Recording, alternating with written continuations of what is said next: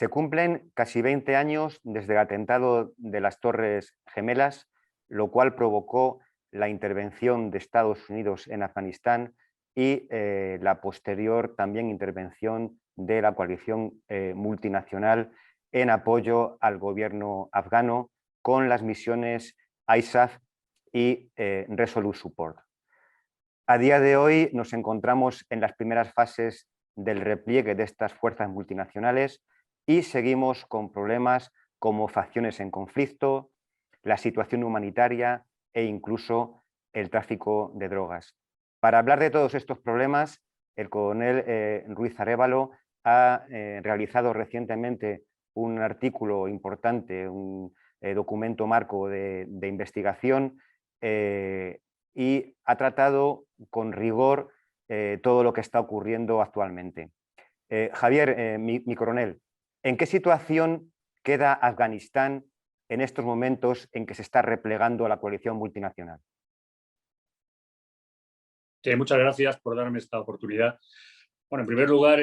quisiera decir que me gustaría mucho ser capaz de hacer un pronóstico al respecto, decir qué es lo que va a ocurrir en Afganistán, no ya a medio plazo, incluso a corto plazo, pero en el conflicto afgano concurren un buen número de actores, de factores y de intereses que hacen muy difícil imaginar un equilibrio que pueda contentar las necesidades de todos ellos y proporcionar estabilidad a largo plazo. Empezamos, la primera incógnita a la que nos enfrentamos es el resultado de las conversaciones de paz en curso. Las conversaciones entre los talibán y el gobierno y la sociedad civil afgana ajeno a los insurgentes. A todos nos gustaría que el final de este proceso fuera un acuerdo de paz inclusivo, que incluyera posiblemente la participación de los talibán en el gobierno de Afganistán sin llegar a ser hegemónicos, y ciertos cambios en la Constitución que posibilitaran esta participación de los talibán. Pero a día de hoy es difícil saber si ese equilibrio va a ser posible.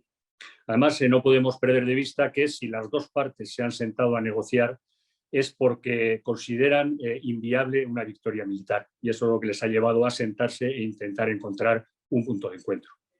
En ese sentido, yo diría que hoy nos encontramos más lejos de la paz que hace un año.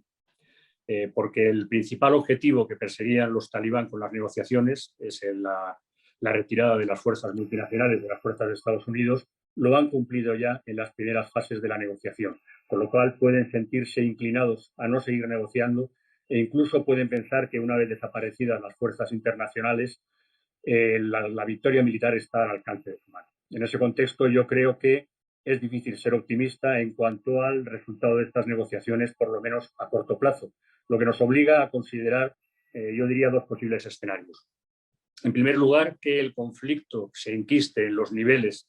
a los que estamos acostumbrados, es decir, que los talibán controlen una parte del país, que no sean capaces de hacerse con el control de grandes ciudades y el gobierno de Kabul mantenga el control sobre el resto del país, controlando todas las ciudades importantes. Que no es un escenario muy optimista en cuanto a la estabilidad y el desarrollo económico y social del país, no es el peor de los escenarios posibles. También cabe la posibilidad de que los talibán, una vez desaparecido el apoyo militar internacional al gobierno de Kabul, sean capaces de ocupar ciudades importantes y se pueda producir una partición del país, de tal manera que una parte, el sur y el este, quedaría bajo control talibán y el resto bajo control del gobierno, que no sería una partición pacífica, porque ambas partes intentarían posiblemente ampliar su dominio territorial y en ambas partes habría bolsas de oposición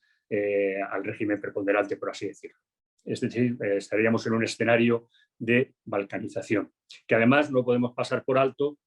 que podría tener unos efectos muy desestabilizadores en toda la región.